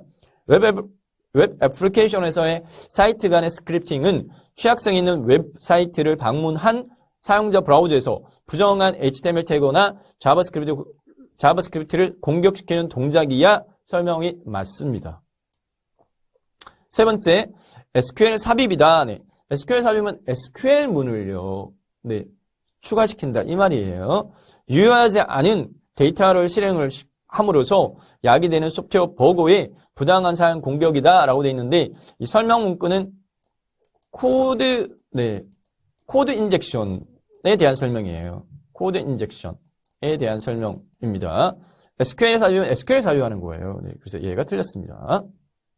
디렉토리 접근 공격이라고 하는 부분은 비공개 디렉토리 파일에 대해 부정하게 디렉토리 패스를 가로질러 액세스하는 공격이다. 네. 세부 내용들이었는데 내용상에서 정리 안 하고 문제 풀면서 정리를 해드린 겁니다. 두 번째 몰평가 문제. 동시 또는 거의 동시 수행을 지원하는 병렬 시스템. 여기까지만 봐도 저희 보안 점검 항목 7가지 저희 살펴봤잖아요. 그래서 시간 들어가 있는 키워드, 시간 및 상태, 네, 뜻하는 보안 점검. 자, 제가 여기까지만 읽고 풀이를 해보려였는데 뒤에 거 다 하나 이상의 프로세스가 동작하는 환경에서 시간 및 상태를 부적절하게 관리하여 발생할 수 있는 보안 점검 항목 뭔데? 네, 시간 및 상태입니다. 네. 에러 처리, 코드 오류, API 오용, 캡슐화, 네, 재사용성, 뭐 등등 있었죠? 네. 소프트웨어 개발 보안 점검 항목에 해당하지 않는 거, 네, 7가지 대상이 안 되는 거, 네. 입력 데이터 검정 및 표현 맞고요. 암호화라는 건 없었어요. 네. 보안 기능 있었고, 캡슐화, 네. 그 다음에 코드 오류, 네. 그 다음에 API 오용, 뭐, 그런 것들이 있었죠. 네. 다음 API에 관한 설명 중에 올바르지 않은 거. 블로그 API는 블로그에 접속을 해야지만 글을 작성할 수 있다라는 건 아니고, 네. 블로그 API를 이용하게 되면 굳이 블로그에 접속해서 글쓰기 하지 않고 MS 워드나 아래 한글에서 네, 내용 작성한 다음에 그 다음에 거기에서 바로 블로그에 올릴 수 있어요. 대신 설정을 하셔야 돼요. API 정보값들을. 윈도우 API는 마이크로소프트 윈도우 운영체제에서 사자가 하나 빠졌네. 네, 사용하는 API다. 네, 맞고요.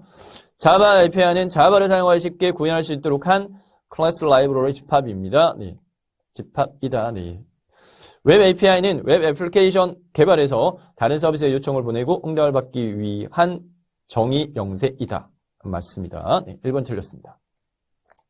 마지막 5번째, 특정 사이트의 특정 서비스를 이용할 수 있도록 인터페이스를 외부 사이트에서 누구나 사용할 수 있도록 공개한 건 뭔데? 사이트잖아요. 사이트, 웹사이트, 네, 웹 API를 뜻합니다. 4번이 정답입니다. 자, 두 파트로 나눠서 살펴봤었어요. 네, 해당 파트별 핵심 내용을 다시 정리해 보겠습니다. 보안 취약성 식별 부분에서는 소프트웨어 개발 보안에 대한 개념, 네, 소프트웨어 개발 과정에서 발생할 수 있는 보안 취약점들을 최소화하고 사이버 보안 위협에 대응할 수 있는 안전한 소프트웨어를 개발하기 위한 연관되어진 모든 보안 활동들을 뜻한다. 소프트웨어 개발 보안 점검 항목, 행정자치부에서 네, 공개한, 제시한 보안 가이드요. 네, 7가지가 있었어요. 세부 내용 생략하고 입력 데이터 검정 및 표현, 보안 기능, 시간 및 상태, 에러 처리, 코드 오류, 캡슐화, API 오용 이렇게 7가지가 있었습니다. 다음 API입니다. 네, API는 응용 프로그램 개발할 때 운영체제나 프로그램 언어 등에 있는 라이브러리를 이용할 수 있도록 규칙 등을 정해 놓은 인터페이스를 뜻한다. API 종류로서 4가지, 네, 윈도우 API, 그리고 단일 유닉스 규격, 자바 API, 웹 API 등이 있었습니다.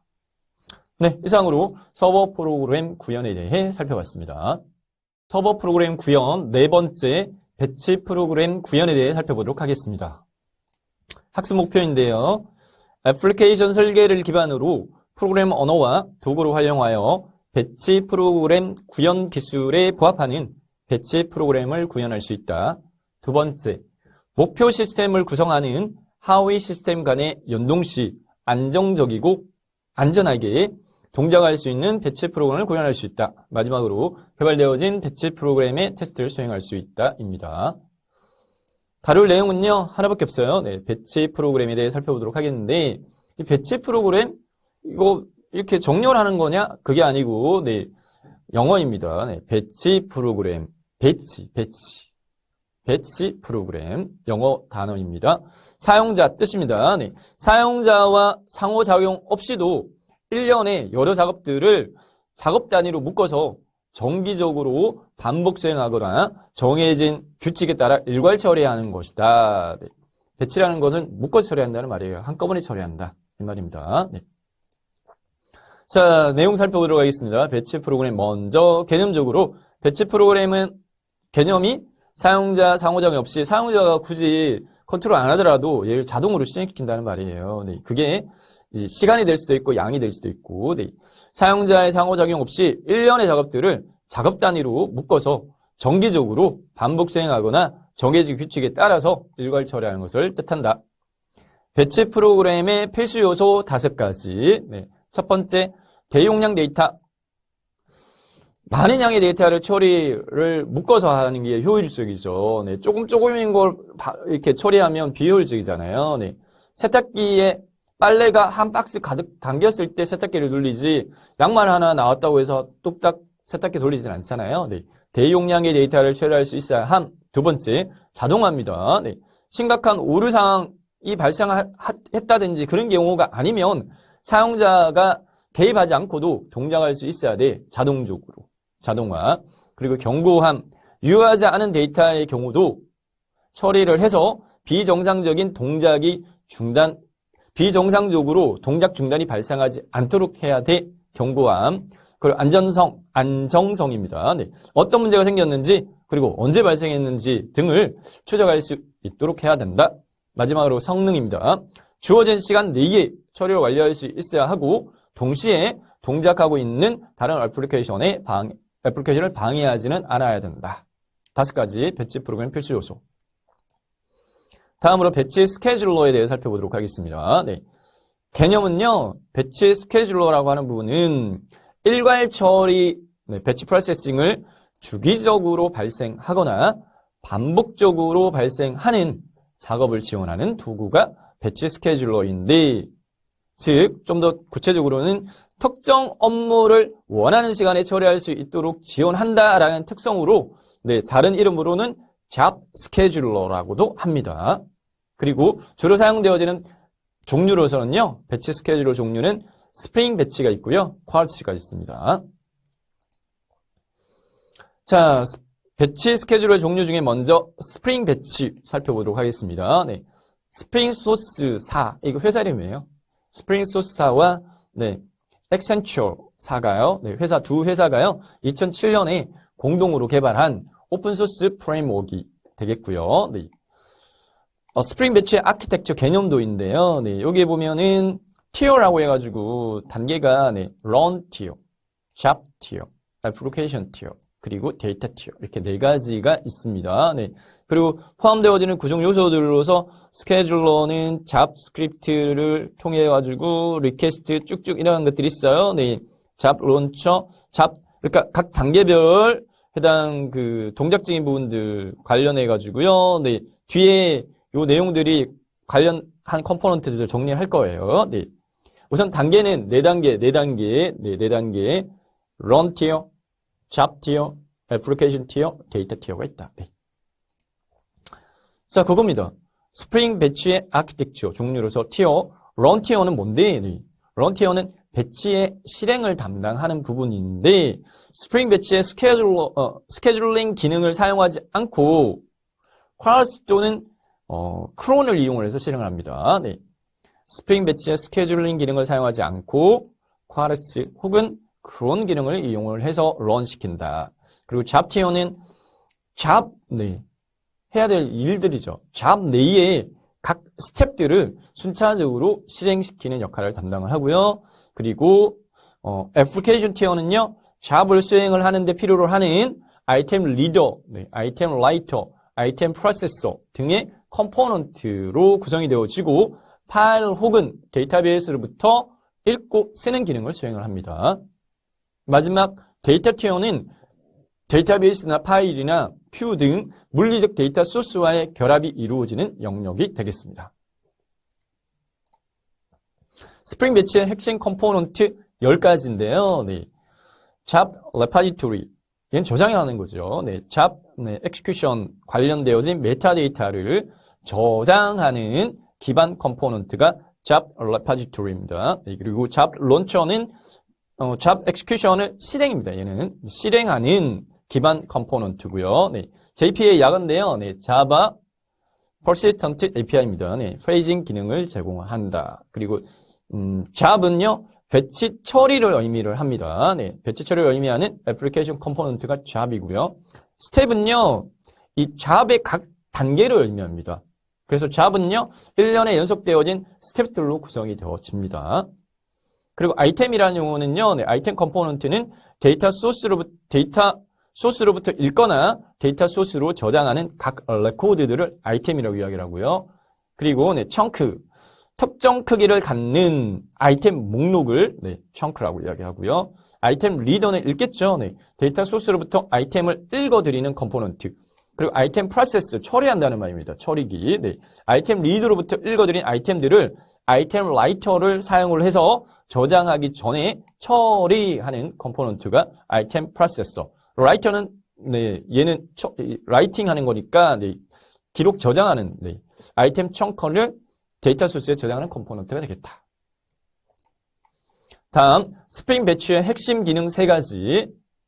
첫 번째, 스프링 프레임워크를 기반으로 한다. 스프링의 약은데요. DI는 네, Dependency Injection입니다. 네, 의존적인 측면에 대한 인젝션. 그리고 AOP는요, Aspect 네, Oriented Program의 약어이고요. 네, 어쨌든요, 네, 스프링의 DI, AOP 및 다양한 엔터프라이즈 지원 기능 등을 사용을 하는데 뭘 기반으로? 스프링 프레임워크를 기반으로 해. 그리고 자체 제공 컴포넌트 기능이라고 하는 부분은 배치 처리, 예를 들어서요, 데이터베이스나 파일로부터 데이터를 읽거나 쓰는 등과 같은 배치 처리를 할 때 공통적으로 필요로 하는 컴포넌트를 제공을 한다. 그리고 마지막, 경고함과 안정성의 기능, 선언적 생략이나 처리 실패 후에도 재시도 등 설정을 제공하는 기능을 경고함과 안정성 기능이라고 합니다. 네. 스프링 배치의 핵심 기능 3가지, 스프링 프레임워크 기반, 자체 제공 컴포넌트, 경고함과 안정성. 자, 두 번째 스케줄러입니다. 네, 쿼츠 스케줄러인데요. 네, 스프링 프레임워크의 플러그인 연결시켜가지고 수행하는 잡과 네, 실행 스케줄을 정의하는 트리거, 얘는 동작시키는 거예요. 트리거, 방아쇠를 당기다. 네, 트리거를 분리하여 유연성을 제공하는 오픈소스 스케줄러다.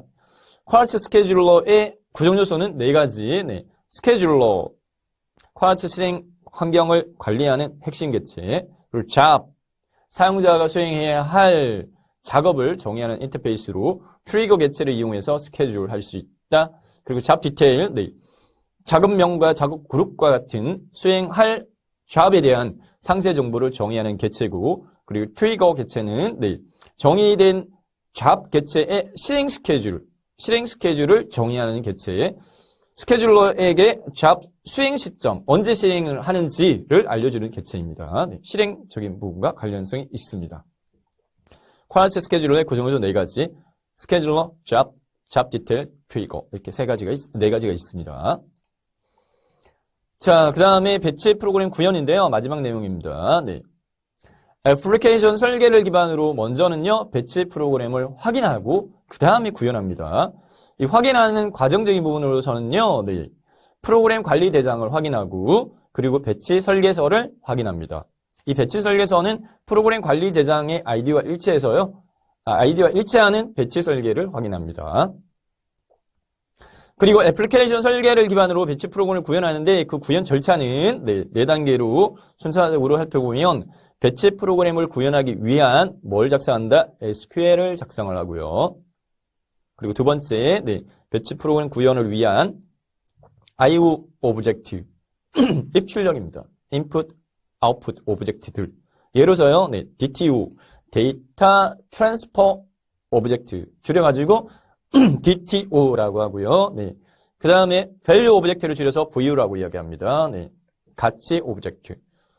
이러한 것들을 정의한다. 네, IO 오브젝트의 예로서 데이터 트랜스퍼 오브젝트와 value 오브젝트가 있고 이것을 정의한다. 네, 세 번째 단계로서 배치 프로그램 구현을 위해서요. 네, 데이터 접근 오브젝트. 약어가 DAO인데 데이터 액세스 오브젝트입니다. 네, 데이터 접근 오브젝트를 작성하고 마지막으로 배치 프로그램 구현을 위한 스케줄러 클래스를 작성을 합니다. 자, 이 파트에서는 살펴보는 내용이 조금 작아요. 네, 그래서 문제를 제가 한 9문제 정도, 네, 설명을, 풀이를 하면서 부연 설명을 드리는 걸로 정리하려고 합니다. 모의평가 문제 풀이해 보도록 하겠습니다. 네. 다음 중 사용자와 상호작용 없이 여러 작업들이 미리 정해진 일련의 순서에 따라서 일괄적으로 처리되는 건 뭐야? 네. 배치 프로그램이죠. 네. 배치 프로그램 개념 문제입니다. 다음. 배치 프로그램의 필수 요소에 대한 설명으로 틀린 것은 배치 프로그램 필수 요소 5가지가 있었어요. 네. 자, 첫 번째. 대용량 데이터를 처리할 수 있어야 돼. 아까 제가 세탁기 말씀드렸죠. 네. 양말 하나 벗어놓았다고 세탁기를 돌리진 않는다. 네. 많은 양, 대용량의 데이터 처리할 수 있어야 돼. 맞습니다. 심각한 오류 상황 외에는 사용자가 개입하여 동작할 수 있도록 한다. 묻고 언뜻 이렇게 보면 맞는 것 같은데 틀렸습니다. 네. 심각한 오류 상황 외에는 사용자가 개입하지 않고도 동작되도록. 네. 않고도. 이게 뭐였죠? 네. 필수 요소로서 자동화였죠. 자동적으로 동작되게끔 해야 돼. 였습니다. 네. 그래서 2번이 틀렸고요. 네. 그리고 세 번째, 어떤 문제가 생겼는지, 언제 발생했는지 등을 추적할 수 있어야 돼. 맞고요. 그리고, 네. 주어진 시간 내에 처리를 완료할 수 있어야 하고, 동시에 동작하고 있는 다른 어플리케이션을 방해하지 말아야 돼. 이게 성능이었죠. 네. 위에는 안정성이었고, 네. 다음, 세 번째. 배치 스케줄러에 대한 설명으로 틀린 것은 배치 스케줄러 종류 2가지가 있었죠. 네. 자, 봅시다. 일괄 처리 작업이 설정되어진 주기에 맞춰서 자동으로 수행되도록 지원하는 도구야. 네. 맞죠. 두 번째. 특정 업무를 원하는 시간에 처리할 수 있도록 지원하는 특성 때문에 잡 스케줄러라고도 한다.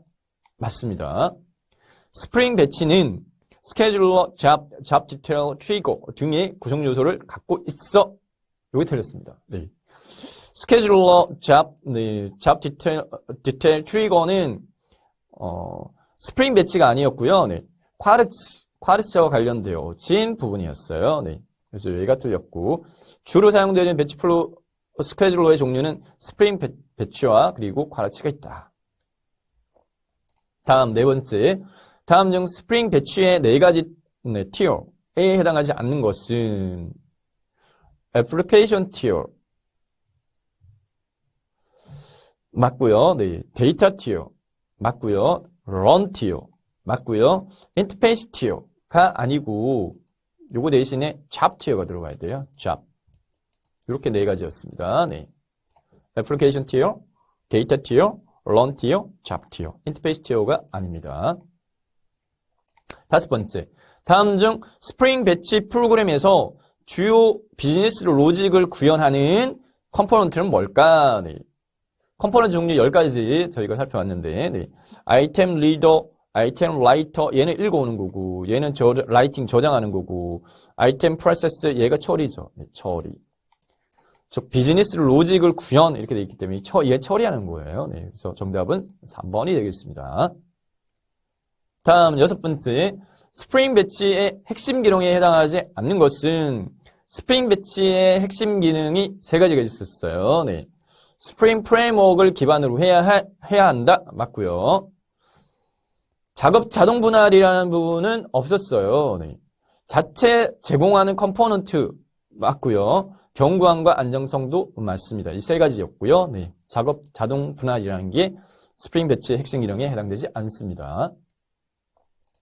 7번째, 보통 스케줄링 서비스는 애플리케이션 서버 내에서 주기적으로 발생을 하거나 반복적으로 발생하는 작업을 지원하는 기능이다. 유닉스의 크론 명령어와 유사한 오픈소스 배치 스케줄러는 뭔가 이렇게 묻고 있어요. 네. 쿼르츠 크론, 네. 윈도우즈 잡스 스프링 중에서요. 네. 오픈소스 배치 스케줄러 크론 명령어와 유사한 건 쿼르츠였습니다. 그래서 저희가 아까 스프링 부분에서 보면은 스프링 자체 내에 스케줄링 얘 이용하지 않고 스프링 배치에서요. 쿼르츠나 크론을 이용한다. 이렇게 네, 나온 설명이 있었어요. 다음 8번입니다. 네. 다음 중 오픈소스 배치 스케줄러인 쿼르츠에 대한 설명으로 틀린 것은 스케줄러는 쿼르츠의 실행 환경을 관리하는 핵심 개체이다. 맞고요. 잡은 사용자가 수행할 작업을 정의하는 인터페이스로 트리거 개체를 이용을 하여 스케줄할 수 있다. 네, 맞고요. 잡 디테일은 작업명과 작업 그룹과 같은 수행할 잡에 대한 상세 정보를 정의하는 개체이야. 요거도 맞고요. 네. 트리거는 배치 프로그램을 종료가 아니라 실행입니다. 네, 실행하기 위한 도구다. 얘가 틀렸어요. 그래서 4번. 오픈 소스 배치 스케줄링 쿼르츠에 해당 관련되어진 주요 구성 요소들 4가지. 네. 마지막 9번째 문제입니다. 다음 중 배치 프로그램 구현 시 수행할 작업이 아닌 것은 첫 번째 SQL을 작성한다. 이게 첫 번째 맞고요. 네. 그 다음에 데이터 조건 오브젝트를 작성을 한다. 네. 데이터 조건 오브젝트 작성 맞고요. 그 다음에 배치 설계서를 작성한다. 요거는 배치 프로그램 구현하기 전에 확인 내용이었죠. 그래서 얘가 틀렸고 IO 오브젝트인 DTO와 VO를 정의한다. 얘가 두 번째, 얘가 세 번째. 네, 이렇게 순서상으로서는요. 네. 자, 내용 정리하겠습니다. 네, 하나밖에 없었어요. 배치 프로그램마저 이거 살펴봤어요. 배치 프로그램은 사용자와 상호작용 없이도 일련의 작업들을 작업 단위로 묶어서 정기적으로 반복 수행하거나 정해진 규칙에 따라서 일괄 처리하는 것을 뜻한다. 배치 스케줄러는 일괄 처리를 위해서 주기적으로 발생하거나 반복적으로 발생하는 작업들을 지원하는 도구가 배치 스케줄러였고 그 종류로는 스프링 배치와 쿼르츠가 있었습니다. 네, 이상으로 배치 프로그램 구현에 대해 살펴봤습니다.